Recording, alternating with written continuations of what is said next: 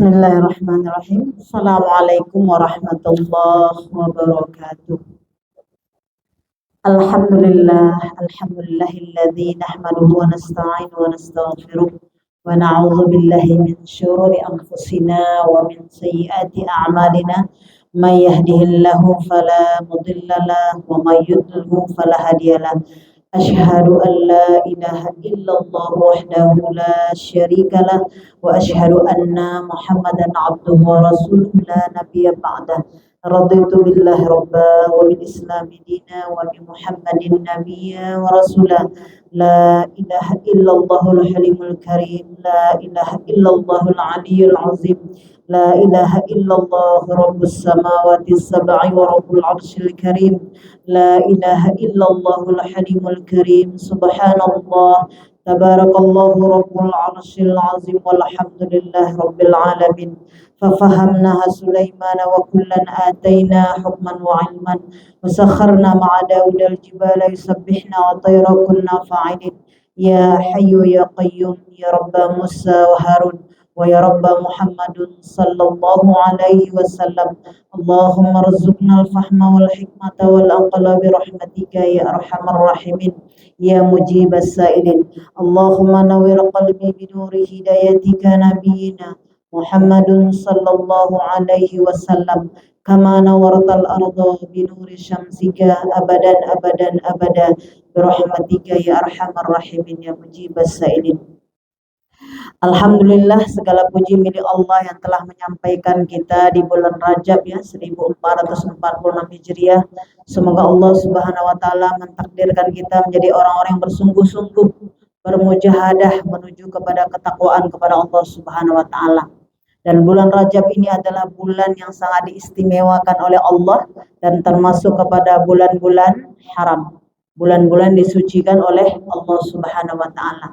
Terkait dengan itu, hari ini kita akan bahas bagaimana cara mensucikan jiwa dengan kita mentadaburkan ayat surah Asy-Syams.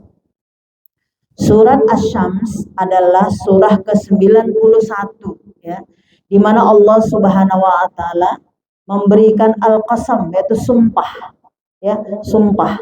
Jadi banyak sekali di sini Allah bersumpah ya tentang benda-benda yang ada di langit, bahwasanya bagaimana Allah Subhanahu wa taala bersumpah dengan keadaan untuk apa? Untuk memastikan bahwa pesan yang disampaikan setelah itu adalah sesuatu yang sangat penting.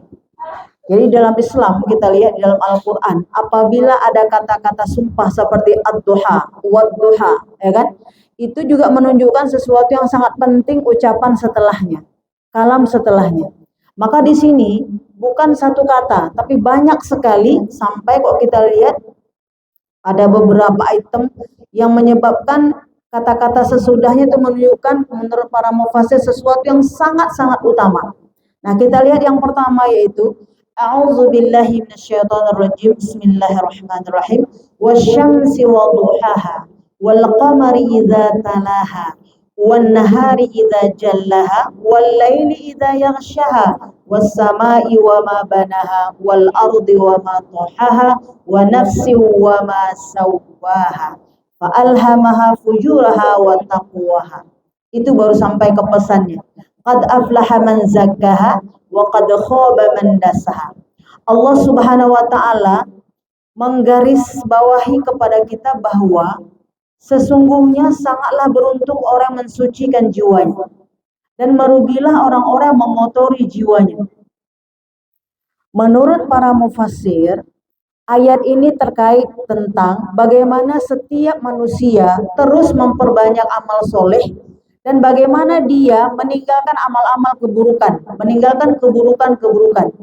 Dan proses diri kita ini, Maha Suci Allah, SDM kita, sumber daya kita, kalbu kita itu bisa berubah menjadi lebih baik, lebih baik, lebih baik dan terbaik.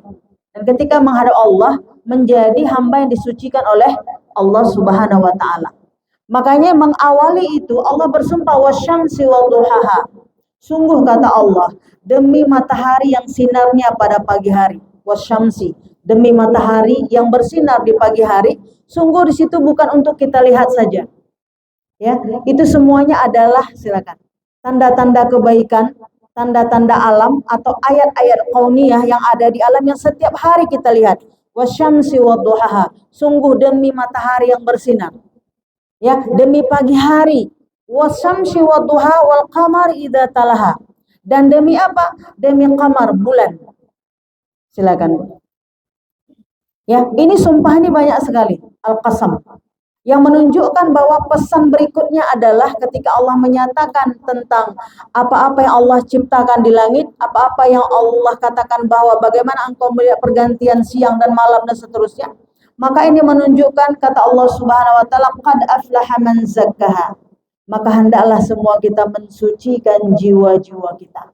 Nah, di sini menurut para mufassir mengatakan apa? Ini adalah ayat-ayat bagaimana kita melatih diri untuk mencintai kehidupan akhirat. Pada pertemuan yang lalu kita bahas tentang orang-orang yang mencintai dunia atau hubbud dunia. Di sini kita akan bahas tentang ayat ini terkait tentang bagaimana setiap kita mencintai kehidupan akhirat. Mencintai kehidupan akhirat, tentunya pada diri kita ini ada nafsu. Ada nafsu ya, keinginan. Keinginan nafsu itu apabila tidak dibatasi, apabila tidak dibarengi dengan keimanan, ketakwaan kepada Allah, dia terus akan menjalar, tidak ada berhentinya. Makanya apabila ada satu gunung, dia akan minta gunung kedua. Ya, apabila kita ada satu gunung emas, kita akan minta gunung emas kedua. Sampai seperti itulah bahasanya. Maka di sini dikatakan apa? Ini adalah melatih kita untuk mencintai kehidupan akhirat dan kehidupan yang kekal, bukan kehidupan dunia. Kehidupan dunia itu adalah kehidupan yang bersifat sementara. Dan sama-sama kita tahu, dan semua manusia akan kembali kepada alam barzah, dan apapun pembendaharaan di dunia itu semuanya ditinggalkan. Nah, di sini kita lihat, ini adalah persiapan-persiapan untuk kematian. Karena persiapan kematian hanya bekal kepada amal soleh saja. Makanya dari 12 bulan, kalau kita lihat, Allah Subhanahu wa Ta'ala menciptakan 4 bulan yang diawali dan terpisah, yaitu bulan Rajab. Bulan Rajab itu adalah bulan hurum, bulan yang diistimewakan, yang Allah Subhanahu wa Ta'ala melipat gandakan amalan-amalan yang kita kerjakan. Ini kesempatan.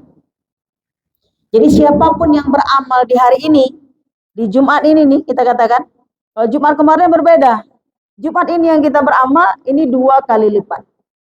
Ya, 2 kali lipat pahalanya dibanding dengan Jumat kemarin. Kan Jumat kemarin kita belum masuk kepada Rajab. Nah, apa yang sangat diutamakan di bulan Rajab? Hendaklah kita tidak bermaksiat dan tidak menzalimi diri sendiri. Ya, tidak menzalimi diri sendiri, tidak menganiaya diri. Apabila kita diberi hidup, diberi waktu, diberi kesempatan, tapi tidak memanfaatkan kesempatan itu terhitung zalim. Apabila diberi waktu bisa belajar, tidak belajar. Apabila diberi waktu bisa datang ke pengajian, tapi tidak datang ke pengajian, itu terhitung zalim. Zalim tingkat tinggi adalah menduakan Allah, mensyarikatkan Allah, itu pada posisi orang kafir. Pada posisi orang kafir adalah apabila dia tidak mengimani Allah, mempercayai Allah. Atau dalam kehidupan sekarang ada namanya ateis, tidak percaya sama Tuhan. Padahal Allah lah yang menciptakan langit dan bumi. Kata Allah, apabila engkau tidak mempercayaiku, coba engkau ciptakan langit dan bumi. Bisa apa enggak? Enggak bisa. Tapi dia menganggap bahwa dia tidak percaya bahwa bumi ini diciptakan oleh Rabb, oleh Tuhan. Jadi dari mana bumi ini? Pendapat mereka, bumi ini terjadi dengan sendirinya. Mungkin apa enggak? Enggak mungkin. Ya kan? Terjadi dengan sendirinya, enggak mungkin.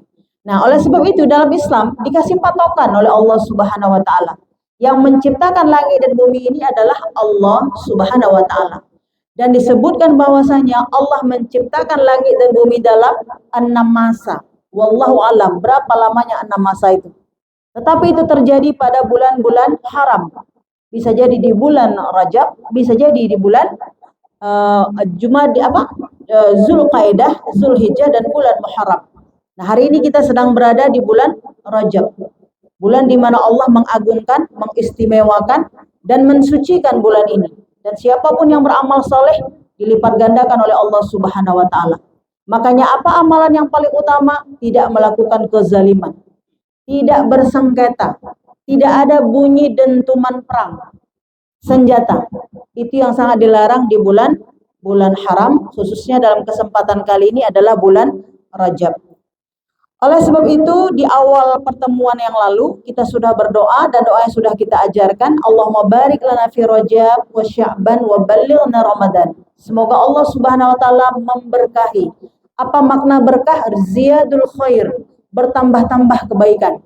Ya, kebaikan dalam kehidupan kita, kebaikan dalam ketaatan kita, kebaikan dalam kesalehan kita, kebaikan dalam ilmu, kebaikan dalam tunduk sujud kita kepada Allah Subhanahu wa taala.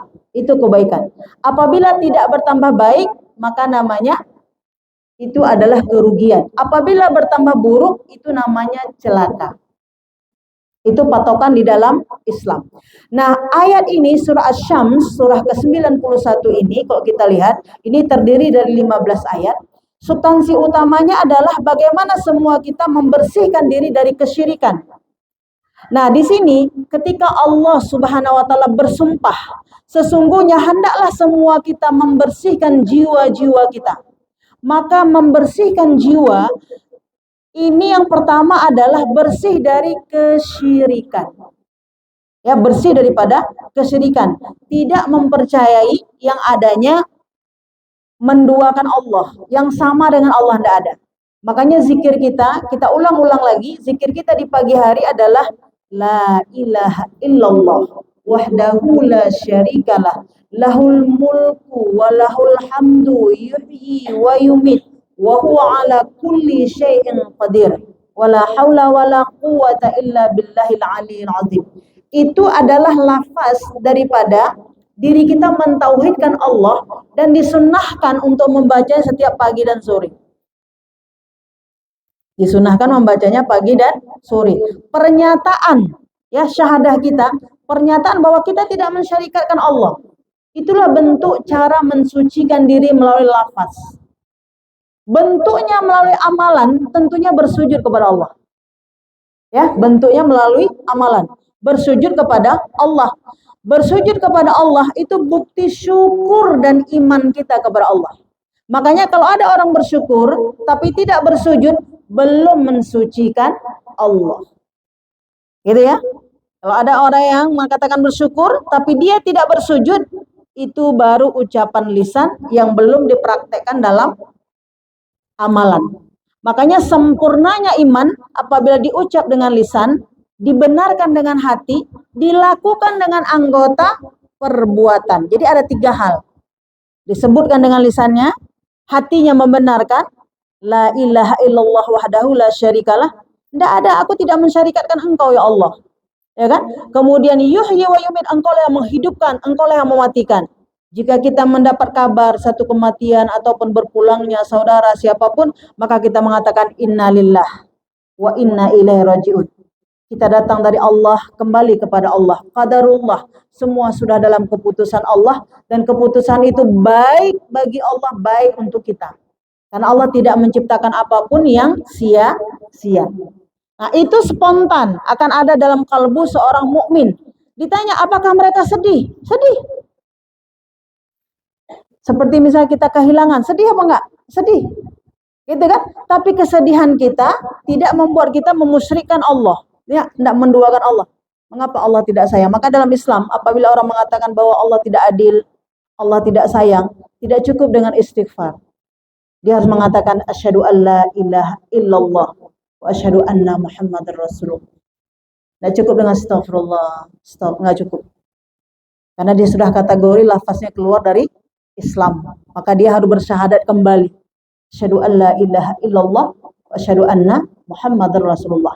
Nah, orang-orang yang mentaukidkan dirinya ke dalam kalbu bahwa Allah lah yang menggenggam takdir, itulah yang paling utama. Seingat saya beberapa waktu yang lalu, saya pernah mengajarkan juga di tempat ini tentang zikir yang diajarkan oleh malaikat Jibril, ya kan? Kepada siapa? Kepada Rasulullah untuk diajarkan kepada Fatimah. Karena pada waktu itu Fatimah mengalami satu kesulitan di bidang ekonominya. Maka ketika itu Fatimah datang kepada Rasulullah, maka mengatakan, wahai ayahanda, Malaikat itu makanannya adalah mengagungkan Allah, mensucikan Allah, memuji Allah. Tetapi kan beda sama kami. Kami kan perlu makan juga. Gitu kan? Makanya ingat Ibu apa zikir kemarin?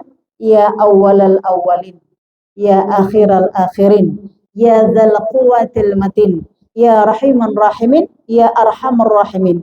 Ya kan? Jadi kok kita lihat yang zikir kemarin itu ya awwalal awwalin, ya akhiral akhirin, ya dzal quwwatil matin, ya rahimal muslimin, ya rahimal masakin, ya arhamar rahimin. Maka ketika itu, maukah engkau ya anakku Fatimah, aku ajarkan satu doa agar engkau dikeluarkan Allah dari kesulitan-kesulitan yang mensakkan dada, atau diberikan makanan. Maka kata Fatimah, berikanlah zikir itu wahai ayahanda kepadaku. Maka ketika dia kembali kepada suaminya Ali bin Abi Thalib, maka ketika itu Ali bin Abi Thalib mengatakan, wahai istriku Fatimah, apa yang kau bawa pulang? Engkau telah kehilangan duniamu, aku membawa akhirat untukmu.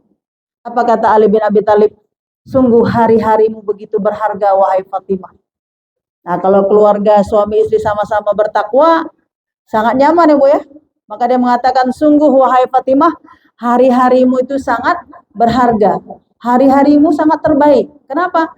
Karena dia mengatakan bahwa Fatimah radhiyallahu anha mengatakan, sungguh engkau telah kehilangan duniamu, tapi aku membawa hari ini akhiratmu. Artinya apa? Tidak ada yang dia bawa pulang makanan. Nggak ada yang bawa pulang, tapi dia membawa zikir yang disebutkan tadi, ya awalal awalin, ya akhiral akhirin, ya dzal quwwatil matin, ya rahimal masakin, ya arhamar rahimin. Apa kata Rasulullah? Sesungguhnya bacalah olehmu wahai Fatimah. Kenapa? Apabila bacaan ini kita kuatkan dalam kalbu kita, insya Allah Allah Subhanahu wa Ta'ala akan membukakan pintu-pintu langit kepada kita, dan Allah tidak mengijabah doa-doa setiap hamba. Tentunya ini bukan saja untuk Fatimah Az-Zahra, tapi untuk kita, ya kan? Karena dalam kehidupan kita tidak pernah terlepas dari berbagai macam ujian dan cobaan. Nah, disinilah yang dimaksud Ibu, sahabat semua, apa yang dimaksud dengan bagaimana kita mensucikan jiwa-jiwa kita, bagaimana kita mensucikan jiwa kita, yang dimaksud di sini adalah untuk menguatkan ruh dan jiwa kita, maka kita harus memperkuat dengan asma-asma Allah. Ya, ingat pada pelajaran lalu tentang surah Al-Hasyr, Huwallahu alladzi la ilaha illahu al-malikul quddus. Ingat ya. Nah, itu juga bagaimana kita mensucikan zat Allah, maka kita menzikirkan lafal-lafal nama-nama Allah. Baik nama-nama itu yang berdasarkan doa-doa yang telah diajarkan oleh Nabi kita Muhammad sallallahu alaihi wasallam, ataupun ayat-ayat yang ada di dalam Al-Qur'an. Jadi Quran itu bukan hanya sekedar kita bacakan untuk menambah ilmu, tapi menjadi wiridan kita. Ya kan? Menjadi wiridan kita, atau istilah anak yang belajar di pesantren, murajaahnya. Tapi mereka murajaah untuk menghafal. Bagi kita yang ibu-ibu sekarang, murajaah kita untuk kita zikirkan menguatkan kalbu, menguatkan ruh. Karena ruh kita ini bisa rapuh.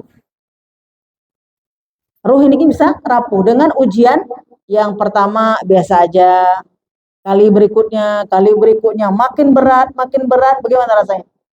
Ya kan Bu? Kalau sekali biasalah, 2 kali, 3 kali, kayak gitu kan?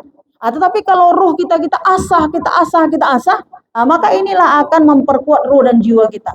Jadi menyebut-nyebut asma Allah yang ada di dalam Al-Quran, ataupun yang diajar oleh Nabi kita yang mulia Muhammad sallallahu alaihi wasallam, dan Nabi Muhammad mencontohkan langsung kepada anandanya, yaitu Fatimah Az-Zahra radhiyallahu anha, ini juga menjadi satu amalan yang wajib kita contoh. Jadi kalau ada kesulitan-kesulitan, kita berdoa tentang itu. Ya kan? Jadi dalam kehidupan ini banyak ketika kita akan berdoa diawali dengan asma-asma Allah, sangat banyak. Dan salah satunya kita telah pelajari 2 minggu yang lalu tentang surah Al-Hasyr. Ya, surah Al-Hasyr. Wallahu alladzi la ilaha illahu al-malikul quddus, dan seterusnya. Ya, ayat 22, ayat 23, ayat 24. Itu kita zikirkan, itu menguatkan. Hari ini kita tambah lagi. Ya, kita tambah lagi bahwa makna daripada mensucikan jiwa, pertama kita tidak mensyarikatkan Allah, yang kedua adalah kita melafalkan nama-nama Allah menjadi zikir-zikir harian kita. Tentunya dengan pemahaman yang benar.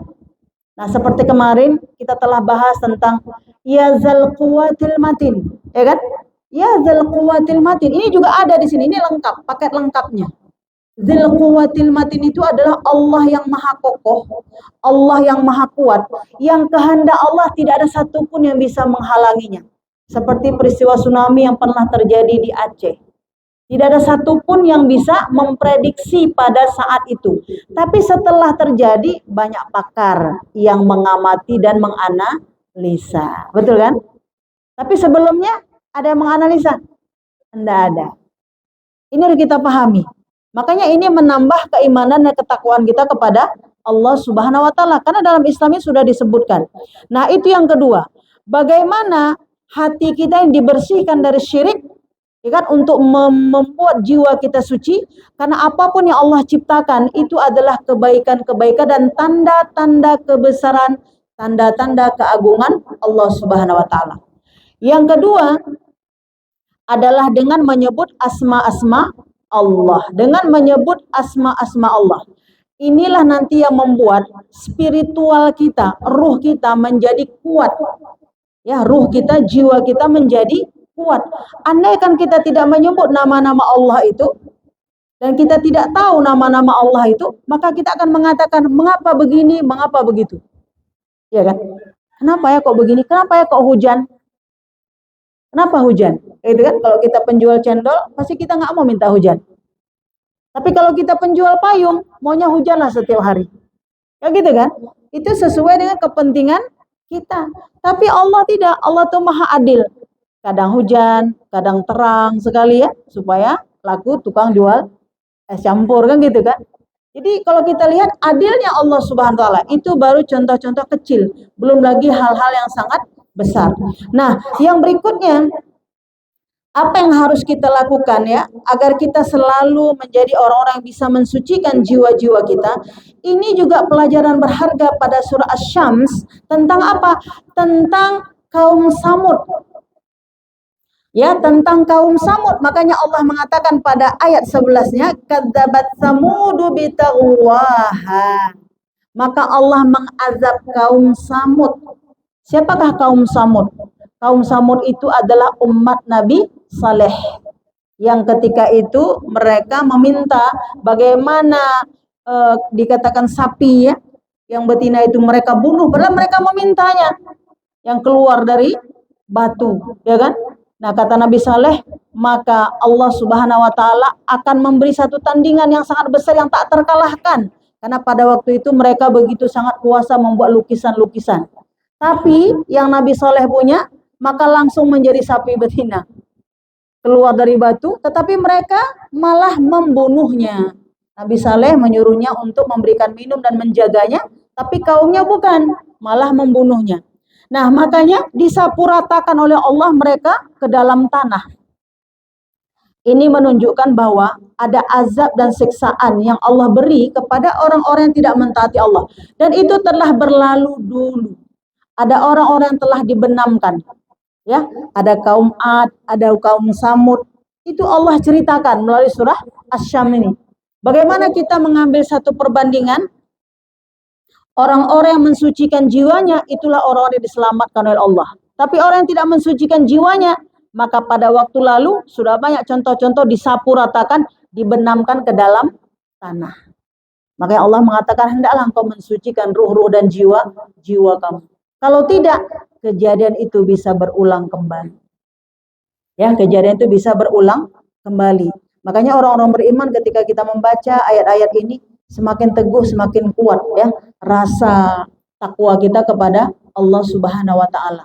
Ya, teguran-teguran yang Allah beri di ayat-ayat ya, di surah-surah yang kita baca ini menunjukkan bahwa ketinggian ilmu daripada Al-Qur'an ini, ilmu Allah, kalam Allah, ketinggiannya. Karena apa? Tak mampu kita mengatakan apa yang terjadi ke depan. Sudah pernah terjadi di masa lalu, orang-orang yang menganiaya dirinya, orang-orang yang tidak mematuhi Allah Subhanahu wa taala. Nah itu.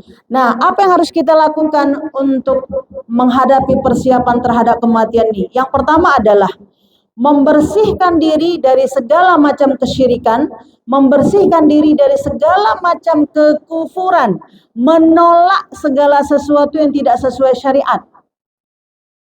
Kira-kira kawan-kawan, banyak enggak yang enggak sesuai dengan syariat yang kita jalankan selama ini?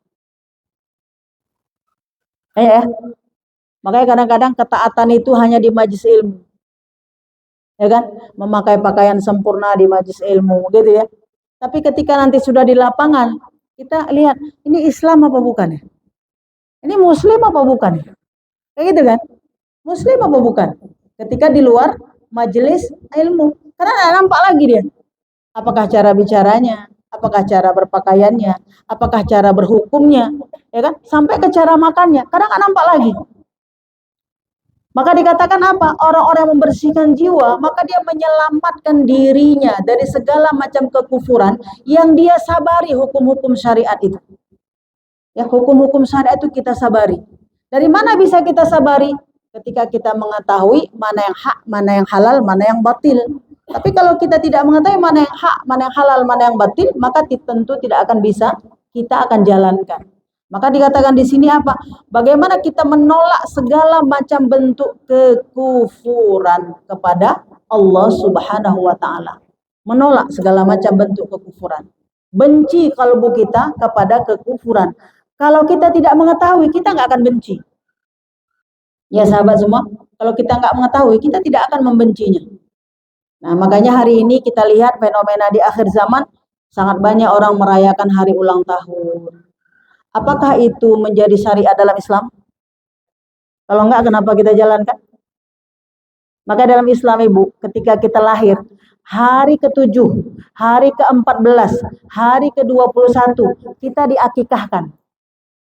Nah, ketika kita diakikahkan, menjadi satu tanda bahwa kita itu telah terselamatkan, tidak tergadai lagi. Maka keberkahan, kebaikan, keselamatan, perlindungan, doa orang tua kita untuk kita, itulah amalannya. Maka tak perlu berikutnya ulang tahun. Jadi seumur hidupnya sekali diberi hukum syariat dengan akikah. Untuk apa? Untuk mendoakan keselamatan dan keberkahan si bayi yang baru lahir sampai dia menemui Allah. Lalu kita hebat saja kan, kasih kue aja nggak apa-apa lah, kasih kue aja, begitu kan Bu?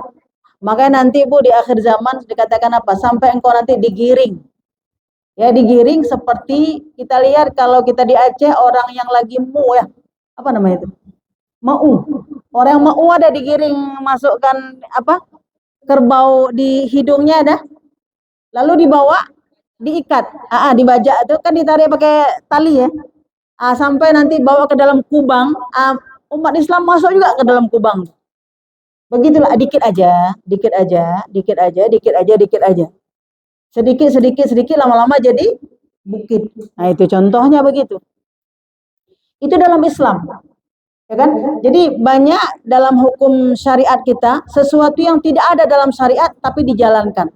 Sampai-sampai juga ini di bulan Rajab, kita mengibadahi Allah, tapi murnikan ketaatan kepada Allah Subhanahu wa taala. Artinya kalaupun kita mau berpuasa, kita tingkatkan amal soleh. Tapi bukan karena puasa hari pertama lalu saya dapat ini, puasa hari kedua saya dapat ini, puasa ketiga saya dapat ini. Nah itu kita berusaha mencari dalil yang syar'i. Untuk apa? Bukan kita tidak boleh puasa. Kita disuruh tingkatkan beramal soleh. Tapi bukan maksudnya ketika kita mengamalkan itu lalu kita akan, apalagi nanti fungsinya di Ramadan. Ramadan pensucian jiwa, maksimal dalam beribadah. Ini baru pembukanya bulan Rajab. Jadi jangan sampai kesungguhan kita dalam beramal soleh, sesuatu yang sunnah menjadi wajib. Ya, sesuatu yang sunnah menjadi wajib, itu bukan yang wajib, meningkatkan amal soleh. Yang paling utama di bulan Rajab adalah bagaimana kita tidak zalim, tidak aniaya, karena Allah telah melipat gandakan pahala. Jangan kita sia-siakan itu. Udah dikasih bonus, disia-siakan, itu namanya zalim. Nggak ambil kesempatan itu. Itu namanya zalim pada orang mukmin, karena sudah diambil kesempatan. Banyak beristighfar, tapi dia tidak beristighfar. Itu juga terhitung orang zalim. Jadi seperti ini di hari Jumat, apalagi di bulan Rajab, perbanyak kita berselawat kepada Rasulullah. Supaya kita dapat syafaat, tapi dia tidak berselawat. Itu juga merupakan kezaliman. Jadi tidak menggunakan waktu yang telah Allah angkat derajatnya, keagungannya, tapi dia tidak ambil derajat-derajat yang mulia itu. Itu tergolong kepada yang zalim. Nah, terutama apalagi Allah masih beri kita umur. Allah masih kita beri kesempatan, tapi tidak memaksimalkan kesempatan-kesempatan yang ada. Itu juga terhitung kepada zalim. Tapi ingat, zalim tertinggi ketika orang melakukan kekufuran, kemusyrikan kepada Allah Subhanahu wa taala, sampai tidak percaya akan ketetapan-ketetapan Allah. Makanya dalam perluasan nanti dalam pergaulan, manusia-manusia yang tidak lagi membuka ayat-ayat Allah, jauh sekali mereka berada pada penyimpangan-penyimpangan. Dan mereka tidak sadar bahwa mereka sudah berada dalam penyimpangan-penyimpangan.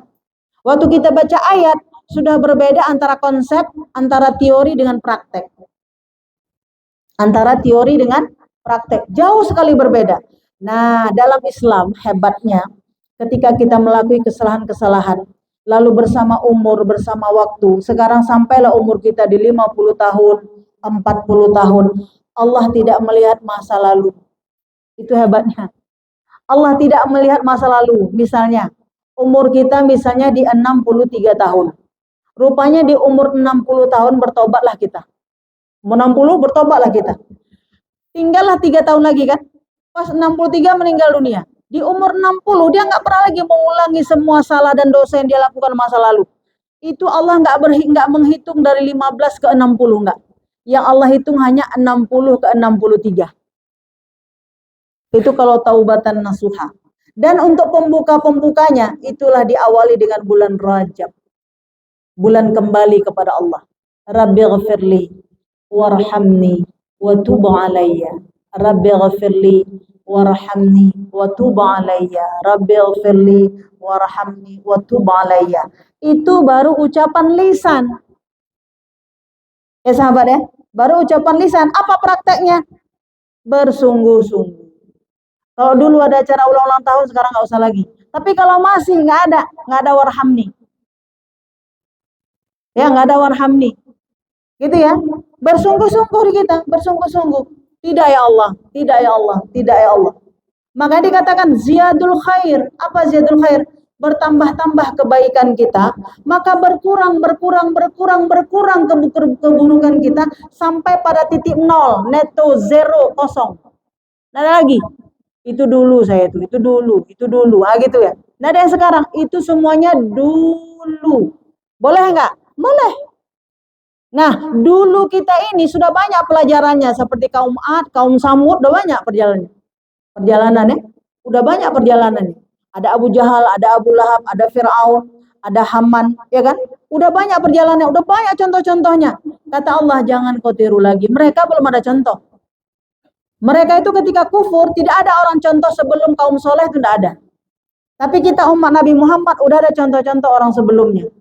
Maka kata Allah, beruntung sekali orang yang mensucikan jiwanya dengan memahami berdasarkan ayat-ayat siapa orang-orang yang dibenamkan oleh Allah Subhanahu wa taala dan siapakah orang-orang yang diselamatkan oleh Allah Subhanahu wa taala. Mungkin dalam perjalanan sejarah kita paling kenal dengan Umar bin Khattab. Umar bin Khattab itu dosa-dosanya begitu banyak. Tapi ketika dia bertobat kepada Allah, ternyata dia termasuk orang-orang yang dijamin dan termasuk adalah khalifah yang dijamin oleh Allah Subhanahu wa taala sampai nanti di padang mahsyar. Beliau lah yang akan membantu Rasulullah SAW kepada 4 Khalifatul Rasyidin, Abu Bakar, Umar, Utsman, Ali. Mereka lah yang membantu. Itu sampai sebegitu predikatnya. Pada awalnya mereka adalah pendosa. Ini kan menjadi pelajaran bahwa sikap optimis kita berbuat baik. Siapapun saya berhak mendapat rahimnya Allah. Gitu kan? Siapapun saya berhak mendapat rahimnya Allah Subhanahu wa taala. Siapa? Bagi yang mau. Nah, sekarang masuklah di kita di bulan Rajab ini. Ziyadul khair, bertambah-tambahlah kebaikan-kebaikan kita. Tapi ingat, ketika bertambah-tambah kebaikan, kurangilah keburukan-keburukan. Tapi kalau bertambah kebaikan, bertambah pula keburukan, Maka ketika ada yang bertambah harus ada yang dikurang. Akhirnya apa? Nol juga dapatnya. Kan akhirnya kan nol juga dapatnya. Nah, kita bermohon kepada Allah, nanti Allah berikan kita kebaikan-kebaikan. Nah, jadi jauh daripada kesyirikan, jauh daripada kekufuran, menolak segala macam bentuk kemusyrikan, menolak segala macam bentuk kekufuran. Apa itu bentuknya? Ada bentuknya di sifat. Sifat itu salah satunya seperti takabur, ria, ujub, ya kan, ucapan yang mencela, itulah dia yang kita pelajari pada pertemuan kemarin tentang bagaimana kita membersihkan diri dengan apa? Dengan tahalli, takhalli, terakhir barulah tajalli. Allah akan menyingkapkan indahnya berbuat baik itu. Allah akan menyingkapkan kepada kita hikmah-hikmah agar kita melakukan kebaikan-kebaikan itu. Nah, barulah nanti kita akan menghiasi diri kita dengan keimanan kepada Allah Subhanahu wa taala, menghiasi diri kita dengan apa? Ikhlas, menghiasi diri kita dengan sabar, menghiasi diri kita dengan syukur kepada Allah Subhanahu wa taala. Jadi kalau kita lihat, menghiasi diri kita dengan iman. Iman itu tidak ada yang bisa membuat kita bertambah iman kalau tidak kita kembali kepada Al-Quran. Bagaimana kembali kepada Al-Quran? Berdasarkan bab yang sedang kita bahas ini, menyebut-nyebut nama Allah dan memahami. Ya sahabat ya, menyebut-nyebut nama Allah dan memahaminya.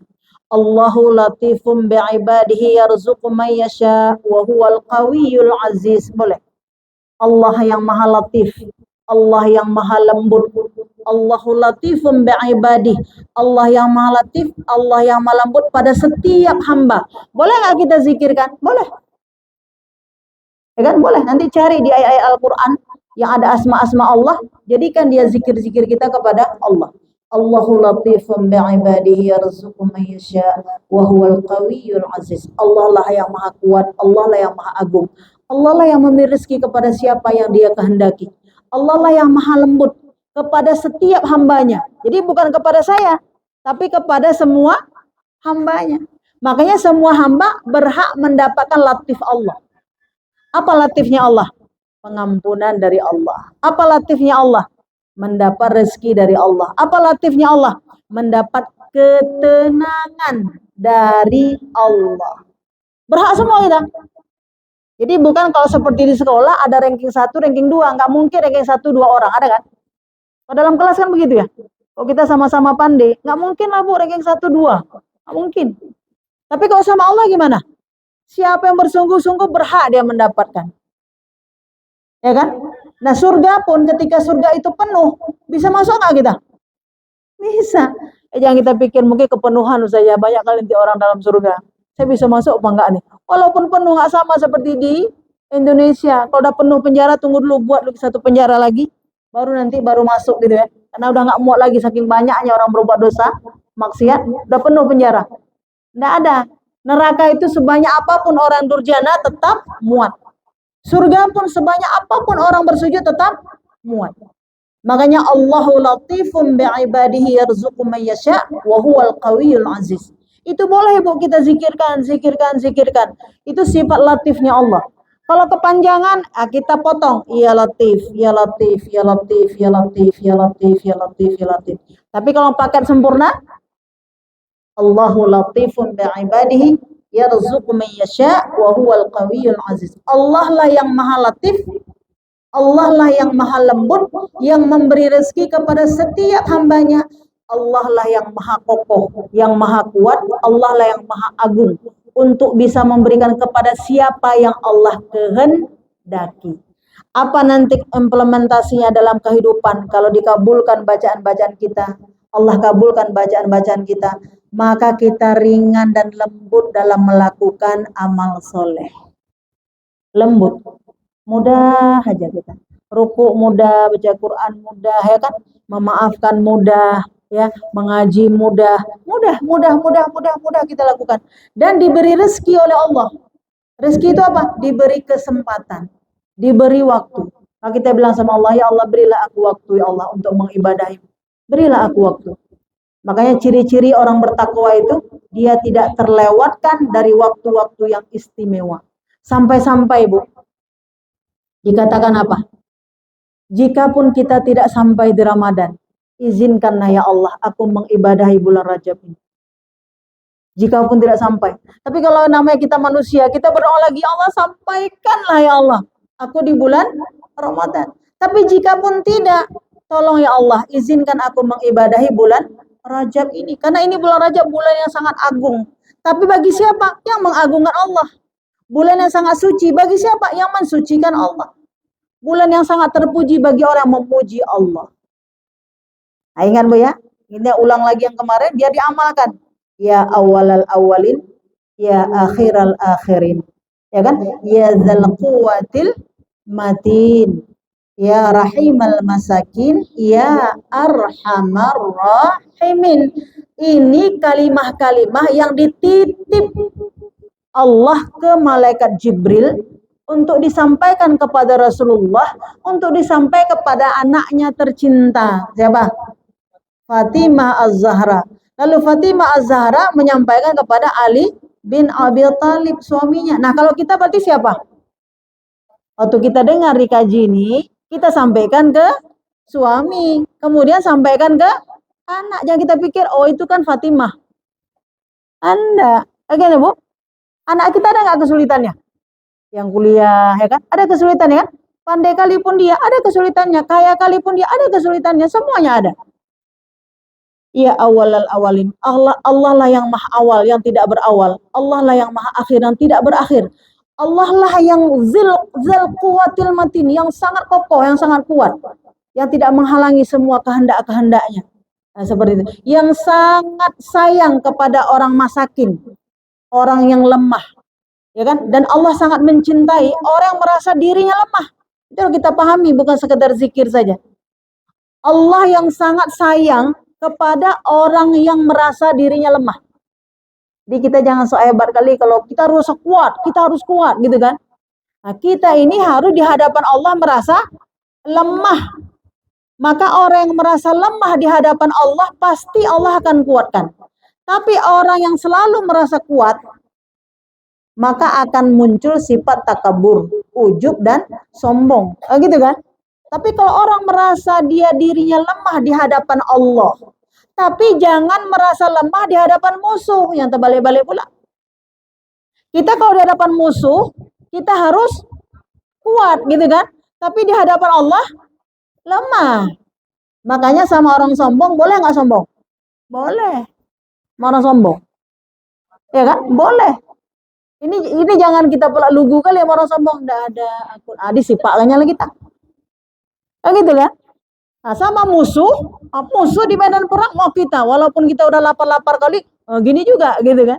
Tapi di hadapan Allah lemah, terutama lemah apa? Kalbun kita.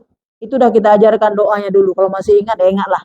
Allahumma inni da'ifun fakawi firadaka da'fi wa khus ilal khairi binasiyati waj'anil islama muntaha ridaya.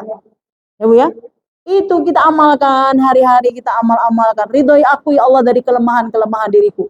Makanya pernah kita ajarkan dulu, orang-orang yang dengan segala kekurangan dirinya, tapi dia sadar kekurangan dirinya, lalu dia menutup kekurangannya dengan terus bermohon kepada Allah, dan dia terima takdir kekurangannya itu pun sebab surganya dia. Jadi jangan pikir orang lebih aja yang masuk ke dalam surga ya. Orang yang merasa kurang dirinya pun, maka dia akan bisa masuk ke dalam surganya Allah Subhanahu wa Ta'ala. Nah, disinilah Bu kesimpulannya.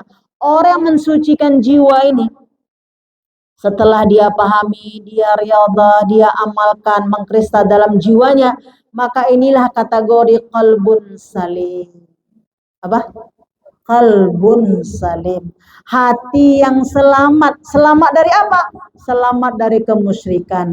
Selamat dari kekufuran, selamat dari kesyirikan, selamat dari noda dan dosa, selamat dari penolakan amal. Ya kan? Selamat dari penolakan amal. Karena ada amal yang diterima, ada amal yang tidak diterima. Kalau kalbun kita udah bersih, maka semampunya kita melakukan kebaikan, semua amal kita diterima oleh Allah. Nah, disitulah kita lihat, sama-sama kita tahu dalam surah Asy-Syu'ara ayat 88, 89 Allah mengatakan apa? Yauma la yanfa'u malu wala banun illa man atallah biqalbin salim. maka pada hari tidak berlaku lagi jual beli. Pada hari tidak berlaku lagi jual beli dan tidak bermanfaat lagi jual beli. Kalau hari ini kalau ada jualan ada yang beli. Nanti mau kita jual nggak ada yang beli lagi. Maka sering saya katakan lagi ada yang jualan belilah. Lagi ada yang jualan-jualan beli ya Bu ya. Lagi ada yang mau minta-minta maka memberilah. Kenapa? Nanti pada hari satu hari tidak ada lagi jual beli. Yang ada adalah mana hati yang paling bersih dalam dada-dada kita ini. Udah di X-ray ya, dilihat seolah di terawang mana hati yang paling ikhlas. Nah ternyata orang yang paling benar itu ketika dia tidak ada pun dihitung pahala sama dia.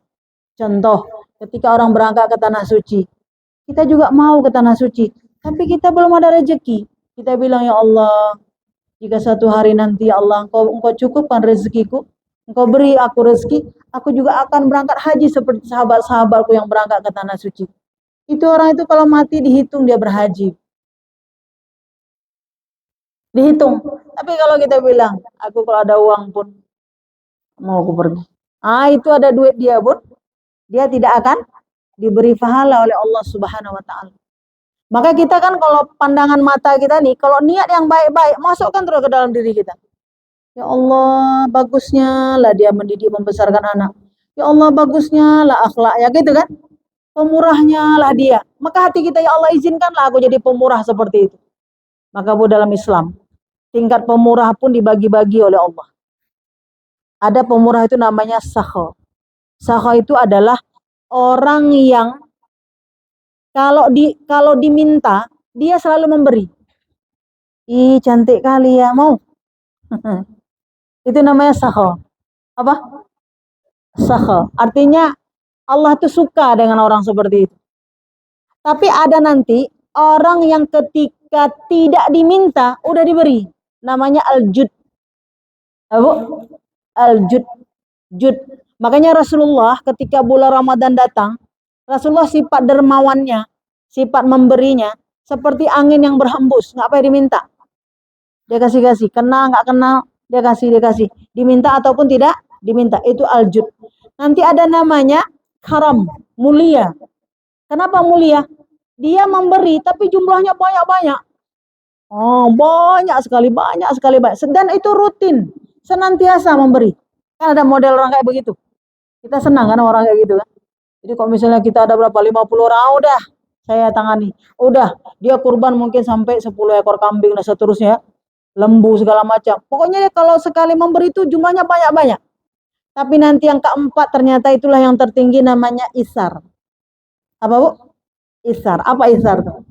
Dia mendahulukan orang lain untuk urusan dunia dan dia tidak dapat dia pun tidak apa-apa. Jadi kalau misalnya kita ada 20 orang. Rupanya rambutan itu cuma ada 10. Kita bilang, makan, silakan makan. Kamu? Enggak apa-apa lah, Ibu silakan aja. Enggak apa-apa. Yang nggak dapat. Dia nggak sedih nggak dapat tuh. Itu rupanya tingkat dermawan tertinggi. Nah, nomor 1, nomor 2, nomor 3, pakai harta enggak? Nomor 4 pakai harta enggak? Bukan milik dia pun. Ya kan? Kan bukan milik dia. Makanya kalau kita bahas ini dalam Islam, sekarang ada nggak BLT?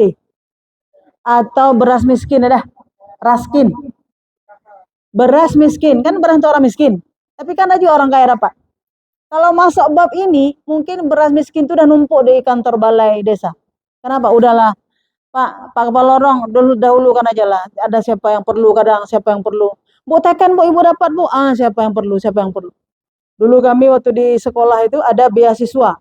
Tapi beasiswa itu untuk yang fakir miskin. Ada yang buat surat miskin supaya dapat beasiswa. Ini kan intelek kan? Makanya Bu, intelek nggak cukup untuk masuk surga. Harus ada apa? Iman. Dapat berapa? Dapat 400.000. Ya, dapat 1 juta. Tapi ada penipuan di situ. Dengan apa? Keluar surat miskin. Padahal waktu kita dapat 400.000 cukup apa enggak setahun? Nggak cukup. 1 juta? Nggak cukup juga. Nah, isar mendahulukan orang lain. Jadi kalau kita makan, oh ramai. Dah, enggak apa-apa lah. Rupanya itu kita tergolong berinfak itu. Padahal kita tidak mengeluarkan apa-apa ya. Kita kan hanya mengeluarkan rasa. Makanya Ibu kalau kita misalnya nanti bertamu ke rumah orang, tamu yang nggak diundang ya. Assalamualaikum, waalaikumsalam. Kata tuan rumah, makan, ayo silakan, silakan. Kita tengok lauknya, 6 potong kita, 1, 2, 3, 4, oh mak 10 orang. Macam mana cara kita makan? Kita makan juga, tapi ambil aja yang kremeh kuah-kuahnya aja ya. Nggak usah kita angkutkan 2 potong tuh, nggak usah. Cukup apa enggak? Malu nggak tuan rumah? Mau masak lagi sempat apa enggak? Enggak. Ternyata yang kecil-kecil itu pun dibahas dalam Islam. Yang kecil-kecil itu dibahas dalam Islam. Nah, yang kecil-kecil itu menjadi masalah besar ketika kita tidak amalkan. Makanya orang mukmin berapapun diletakkan tetap cukup. Kenapa? Dia terus penyesuaian. Ya kan? Tetap cukup. Saya ingat kepada anak kami di pesantren. Bunda, kirim ayam goreng boleh? Boleh. Berapa? Berapa aja cukup Bunda. Kok bisa? Kalau dikirim dua tempat itu, 20 itu, maka kita sesuai dengan keadaannya bagi. Bisa jadi 2 potong seorang. Tapi kalau Bunda kirim 2 potong pun, kami cukup juga. Kenapa? Kami suir-suir. Oh, saya Bu menangis saya dengar itu. Oh, inilah waktu saya ngaji namanya isar. Mendahulukan. Jadi bukan berapa orang. Oh, enggak cukup ya. Artinya apa? Hanya orang-orang kaya saja yang bisa masuk ke surga. Ya kan? Tapi orang yang tidak ada bisa enggak? Enggak. Bahkan kalau kita sudah bersama, sikitnya kita itulah yang kita kenang. Ya enggak? Kemarin kita segelas berdua ya. Kemarin kita sepiring berlima ya. Enak enggak tuh? Iya, itu keindahannya. Ada kenangannya. Nah, inilah nanti ketika orang berbuat tidak pernah kurang, selalu cukup. Dan kita yang makan gitu juga, kita kenyang kenapa? Karena kita gembira. Tapi kalau pikiran kita merasa tidak cukup, waktu kita tengok aja nggak cukup tuh, nggak cukup, nah, gitu kan? Waktu kita lihat aja kita bilang nggak cukup. Tapi kalau hati kita sudah penuh syukur, alhamdulillah. Nah, itu Isa. Jadi yang nomor 1, nomor 2, nomor 3 itu orang-orang tertentu yang punya harta yang diberikan oleh Allah Subhanahu Wa Taala. Nggak usah jauh Bu. Kita kalau ada pohon mangga aja, pohon mangga di belakang rumah atau depan rumah, berbuahlah dia. Datang kawan kita, assalamualaikum, waalaikumsalam. Random kali ya Bu ya. Ada plastik. Kata kawan kita, nggak boleh dulu lah Bu. Itu nggak masuk kepada yang pertama sekali. Udah diminta pun nggak dikasih. Udah minta tuh, nggak dikasih. Tapi yang baik macam mana? Bu ada plastik. Ada, ambil. Tapi janganlah penuh ambil semua. Ada orang lain lagi. Kita pun tahu-tahu juga kan. Nah, artinya apa? Waktu ditawarkan, dia memberi. Yang kedua tidak pakai tawaran. Waktu kita assalamualaikum, langsung kita bilang ambil plastik. Bungkus. Itu nggak diminta. Yang ketiga memberi dalam jumlah yang banyak. Ini juga orang khusus ya, orang-orang tertentu. Memberi dalam jumlah banyak. Kemarin kami pergi satu pengajian, ada seorang ibu panen rambutan, maka semua dibungkus rambutan. Terus saya bilang, Bu, ini nggak diminta kan? Enggak. Jangan nanti, ada rambutan, ada kebun rambutan, kami yang minta. Itu nggak boleh minta kita. Tapi kalau dia tawarkan kita, ambil, boleh. Dia dapat yang terbaik juga. Nah, dari kebun rambutan kita pun kita bisa masuk surga. Tapi ingat, kalau nggak pakai iman, dari kebun rambutan pun bisa masuk neraka. Kenapa? Orang lihat, banyak kali buahnya. Oh, enggak Bu, ini masih harus diapa dulu. Verifikasi dulu kemana. Ya kan? Maka dalam Islam Ibu, kalau ada pohon berbuah pohon. Nah itu yang menjalar ke tetangga sebelah, itu hak dia. Yang di sini boleh kita makan, itu nggak boleh kita ambil. Itu hak dia yang memandang sebelah sana. Kalau jatuh, nggak usah kita bawa sama dia, Bu, ini izin apa nggak perlu. Karena itu adalah sudah dalam hukum Islam sudah boleh dimakan dan boleh diambil karena menjalar ke sebelah. Sampai seperti itu dalam Islam. Nah, ketika kita bahas dalam Islam, begitulah indahnya persaudaraan dalam Islam. Maka kita lihat itu bagi siapa yang mensucikan jiwa. Tapi kalau tidak mensucikan jiwanya, kalau kita ada berenam, ya kan, ada berenam, rupanya cuma 3 potong ayam tadi, maka langsung kita ambil, kita masukkan penuhi nasi tadi, penuhi, nggak nampak dia. Nggak ada. Nih. Lupa udah ada di dalam, ada 2 botol. Berapapun dibuat, tidak akan pernah cukup, ya kan? Nggak pernah akan cukup. Nah, dalam Islam ini menjadi satu pandangan kepada kita bahwa ini menjadi satu kewajiban untuk kita sucikan jiwa. Karena itu penampakannya di luar, tapi itu buah daripada di dalam yang bergelayut. Itu adalah kekokohan daripada keimanan, ketakwaan kepada Allah Subhanahu wa taala. Maka kita perlu sekali dibantu dengan apa? Lisan yang terus berzikir kepada Allah Subhanahu wa taala. Dan bahkan disebutkan pada pertemuan yang kemarin dalam surah An-Nisa itu ayat 103, bukti orang yang diterima sholatnya, maka bukan saja di dalam sholat, tapi ketika di luar sholatnya, dia tetap mengingat Allah, berdiri, duduk, dan berbaring. Artinya apa? Dalam segala aktivitasnya patronnya adalah apakah Allah membolehkan atau Allah tidak membolehkan. Jika Allah membolehkan, maka dia lakukan. Jika tidak, maka dia tidak melakukan. Jika dia melakukannya, maka masuklah kita di bulan Rajab ini, percepat, menyegera-nyegera untuk mengatakan astaghfirullah wa atubu ilaih. Astaghfirullah wa atubu ilaih. Astaghfirullah wa atubu ilaih. Saya sering katakan Ibu kepada orang-orang terdekat saya, panas neraka itu nak. Nggak sanggup kita. Itu aja saya katakan. Panas nak neraka itu, nggak sanggup kita. Jadi kalau ada yang menyimpang-nyimpang Bu ya, panas nak neraka tuh, panas. Iya bunda. Gitu ya. Jadi kita daripada kita kasih nasihat yang panjang-panjang, karena itu emang keadaannya. Karena tentu kita sangat sayang kepada orang terdekat kita ya, kepada ibu kita, kepada anak kita, kepada sahabat kita, sangat sayang. Tapi kita tidak bisa memaksakan dia untuk macam mana dia harus beramal, tidak bisa. Makanya kita sebagai orang-orang terdekat, sebagai diri kita juga, kita motivasi diri kita, bagaimana kita membersihkan jiwa-jiwa kita. Karena kalau jiwa kita udah bersih, nanti omongan kita juga itu-itu aja. Ya kan? Omongan kita akan itu-itu saja. Kenapa? Karena itu menjadi satu yang penting dalam pikiran kita, maka itulah yang keluar dalam lisan-lisan kita. Makanya orang yang bertakwa kepada Allah, dia selalu berzikir, duduk, berdiri, dan berbaring. Kondisi apapun. Sampai kemarin ada sahabat bertanya, Ustazah, boleh enggak ketika kita beristighfar sambil naik mobil? Boleh. Karena memang Allah katakan apa? Istighfar itu dimanapun. Ketika engkau melakukan salah, langsung engkau istighfar. Enggak nunggu waktu asar. Ini saya salah nih, nunggulah asar. Ini kita salah sama kawan, nunggu lebaran. Enggak mungkin. Kita nggak tahu lebaran pun sampai apa enggak umur kita. Makanya untuk istighfar tuh kapan saja. Tapi memang ada waktu-waktu yang paling afdol. Salah satu waktu yang paling afdal adalah ba'da sholat. Ya kan? Ba'da sholat. Atau waktu yang paling afdal itu adalah waktu-waktu yang diistimewakan oleh Allah. Nah, apakah berarti ketika di Rajab dimaksimalkan istighfar, lalu di bulan lain tidak? Bukan. Ya kan, bukan? Di bulan Rajab ini kan waktunya kita beristighfar nih. Waktunya kita mengaku salah. Waktunya kita mempreteli kembali mata kita kemana kita gunakan. Melihat. Ini semua kita ada HP di tangan. Apa yang paling sering kita lihat di HP? Status kawan. Ya kan? Apa yang paling sering kita lihat di HP? Apa Bu yang paling kuliner, makan, asal buka HP lihat, resep apa yang terbaru? Model apa yang terbaru? Nah, itu kalau kita akumulasi berarti per jamnya, ya kan, per harinya, per minggunya. Nah, disitulah wal asri. Waktu yang terbuang, kecuali kita tukang jualan kue, Bu.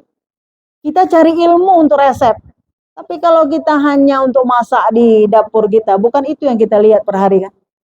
Maka nanti HP kita ini, kita bilang dengan kecanggihan yang akhir zaman, ini adalah sumber yang kita juga bisa mendapatkan dia ilmu. Macam mana ketika kita buka, kita dapat ilmu. Bukan dapat pandangan-pandangan saja yang menyenangkan mata, ya kan? Bukan itu saja. Tapi bagaimana ini bisa menambah keimanan dan ketakwaan kita kepada Allah Subhanahu wa taala. Karena hari ini manusia sekarang nggak bisa dipisahkan sama HP. Contoh kalau bilang, Bu, nggak boleh pakai HP. Rupanya dia mau mau naik pesawat. Beli di mana? Di HP. Ya kan? Barcode-nya di mana? Di HP. Bayarnya di mana? Kita bilang jangan pakai HP, jangan kau pergi. Kan gitu kan? Karena memang di situ. Maka kita sebatas itu, kan gitu kan? Sebatas itu. Mau berinfak pun sekarang di mana? Di HP. Berarti HP masuk surga apa enggak? Kita yang nekan yang masuk surga. Dia enggak masuk surga. Iya kan? Dia tidak masuk, kita yang masuk surga. Tapi artinya apa? Kita jangan salahkan benda mati ini. Karena benda mati ini sangat banyak manfaatnya kalau yang megang benda mati ini orang beriman. Tapi kalau yang megang mati ini, benda mati ini adalah orang-orang yang tidak beriman, dari sinilah dosa yang paling banyak. Ya, dari sinilah dosa yang paling banyak. Maka dikatakan, apabila engkau melihat sesuatu menambah kedekatanmu kepada Allah, itulah sahabatmu. Jadi HP ini bisa jadi sahabat kita, Ibu. Kalau kita perlu-perlu, kalau dulu orang-orang dulu seperti Imam Hasan Al-Basri, ketika ingin mencari ilmu pengetahuan, 1000 gurunya. Maka dia mencari ke negeri-negeri mana. Kita sekarang tinggal klik. Tinggal klik saja. Ya kan? Kita tinggal klik. Tapi dulu mereka cari dari lembah ke lembah. Mencari. Nah, makanya sahabat semua, mari kita gunakan apapun fasilitas yang ada di akhir zaman ini, semuanya untuk mendekatkan diri kepada Allah Subhanahu wa taala. Ya, bukan untuk membuat kita jauh dari Allah Subhanahu wa taala. Makanya Allah bersumpah demi matahari, demi bulan. Allah bersumpah demi malam, demi siang. Banyaknya sumpah Allah di surah Asy-Syam ini. Sungguh engkau bisa mensucikan jiwa-jiwa kamu. Maka di sinilah kata para mufassir bahwa orang-orang yang ingin memberdayakan jiwa-jiwanya, itulah orang yang paling beruntung. Tapi orang yang tidak memberdayakan jiwa-jiwanya, itulah orang yang akan masuk ke dalam keterperosokan kebinasaan yang paling terpuruk. Karena apa? Setelah kerugian dunia, itu sangat rugi. Tapi nanti ada kerugian akhirat yang tidak bisa kembali. Tidak bisa kembali lagi. Kita aja kalau rugi dunia ini kita pikir lama ya, Bu ya. Kenapa lah kemarin, kenapa begini, kenapa begini. Kan susah gitu. Itu baru rugi dunia, sementara Allah masih beri kesempatan bisa kita bekerja lagi, bisa berkarya lagi. Tapi kalau rugi akhirat, enggak bisa. Makanya rezeki yang Allah beri bagi seorang hamba yang mensucikan jiwa-jiwa mereka, mereka itu terus mendekat kepada Allah. Dengan apa? Dimasukkan dalam dirinya bahagia dan suka beramal. Bahagia dan suka beramal. Dan dengan izin Allah diberi kesempatan. Makanya saya bilang enggak muluk-muluk. Orang-orang yang bisa hadir di majelis ilmu, itu merupakan salah satu orang-orang yang telah Allah pilihkan. Enggak muluk-muluk, Ibu. Orang-orang yang telah Allah pilihkan. Itu yang pertama. Yang kedua, orang-orang yang diizinkan setelah dia berkumpul bersama, diizinkan bersujud bersama. Itu juga orang yang telah dipilih oleh Allah Subhanahu wa taala. Diizinkan sholat bersama. Kenapa? Yang membuat kita nanti dapat syafaat dari kawan-kawan kita apabila duduk bersama, menuntut ilmu bersama, dan sholat bersama. Maka disitulah kita dapat doa dari sahabat-sahabat kita dan pertolongan yang nyata. Tapi kalau duduk-duduk saja, tidak ada sholatnya bersama-sama, itu tidak dapat. Itu tidak dapat. Maka carilah tempat sahabat semua, di mana kita berkawan-kawan. Kita pernah sholat bersama dia. Pernah sholat sama Bu Epi, pernah sholat sama ini ya kan? Yang pernah kita sholat bersama dia. Kenapa? Karena itu menjadi wasilah.